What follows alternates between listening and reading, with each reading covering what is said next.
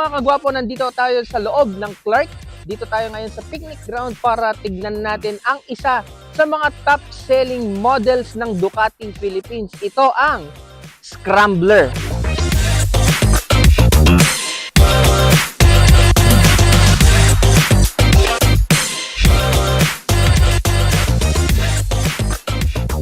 Kapag tinanong mo ang mga bata kung ano ang pangarap nilang motor, isang tatak lang ang maririnig mo.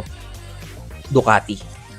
Walang ibang motorcycle brand ang malapit sa kasikatan nito. Lalong-lalo na't kilala ang Italian brand na ito hindi lamang sa racing, kundi pati na rin sa branding nito. Kahit sino naman ay nangarap na magkaroon ng sariling big bike na pula. Pero ang best-selling model ng Ducati Philippines ay ang Scrambler. Katulad ng ibang mga Ducati, ito ay may L-twin na engine. Ibig sabihin ng kanyang cylinders ay nakaposisyon sa letter L, 90 degrees. Ang layo ng dalawang ito para ang torque production nito ay malakas mula ibaba hanggang sa kanyang mid-range. At napatunayan ko naman kanina sa aking pagmamaneho na ang motor na ito ay napakabilis. Paano ko nalaman? Siyempre, unang-una sa lahat, 800cc displacement. It means gumagawa ito ng at least 70 horsepower mula sa kanyang mid-range papunta sa kanyang top end. Hindi ko mapigilang tumawa dahil nakakatuksong patakbuhin ng mabilis ang Ducati Scrambler Icon.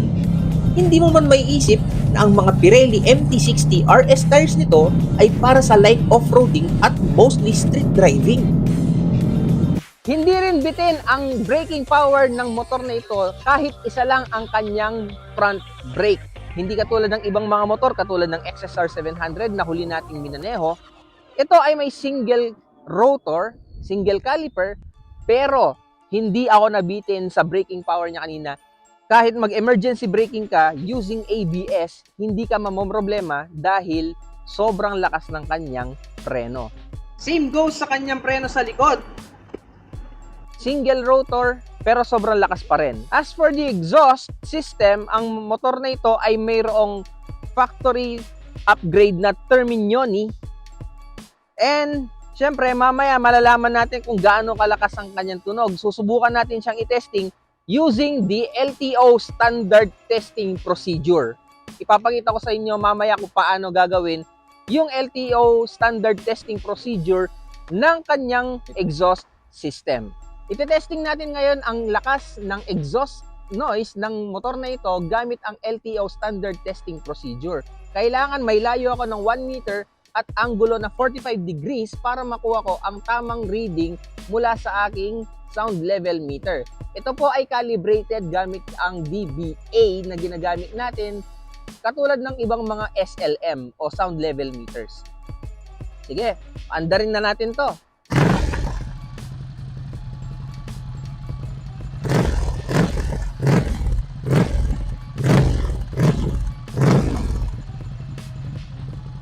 May dahilan kung bakit Ducati Scrambler ang bidang motor sa pelikulang Venom.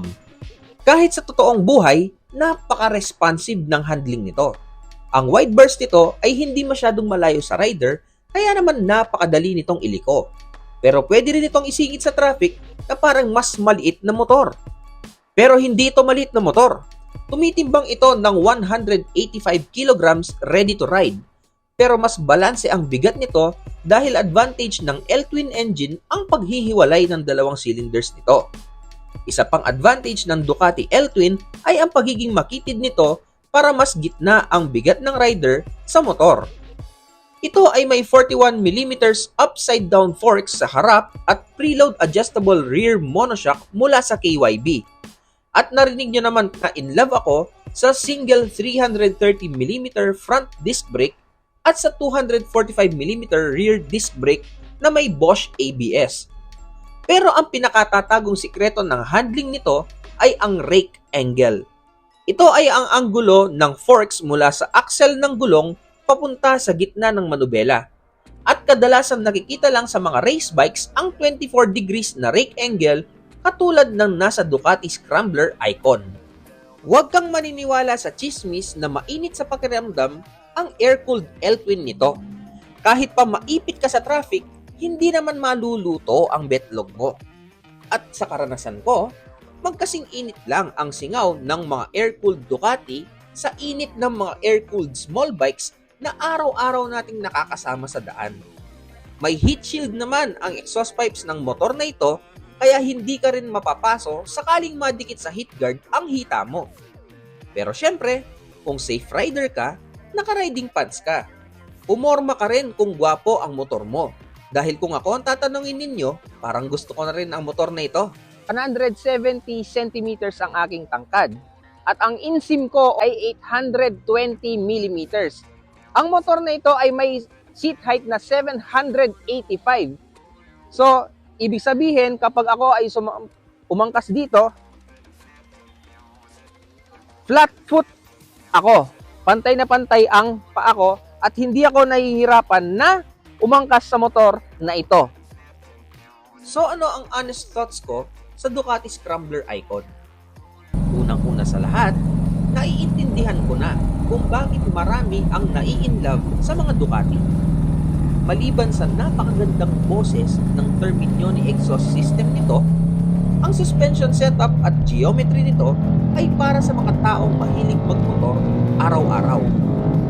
Napakasarap nitong iliko dahil ramdam na ramdam mo ang kapit ng mga gulong pati na rin ang stability ng manubela sa cornering. Pilit ko lang pinapaalala sa sarili ko na scrambler ito, hindi Street Fighter at mas lalong hindi panigale. Ang 6-speed gearbox nito ay napaka-satisfying gamitin, lalong-lalo na kapag kailangan mong bilisan ang pagmamaneho. Ang kailangan lang ay siguraduhin full shift ang gagawin mo sa bawat up and down shift. Hindi naman mahirap gamitin ang cambio nito dahil may hydraulic slipper clutch ang Ducati Scrambler Icon. Kaya naman iwas ngalay, hindi katulad ng mga cable-operated clutch. Sa madaling sabi, natutukso na ako sa Ducati Scrambler Icon.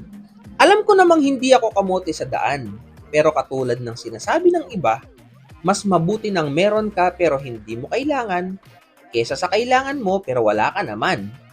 At umaapaw sa karisma at performance ang Ducati Scrambler Icon.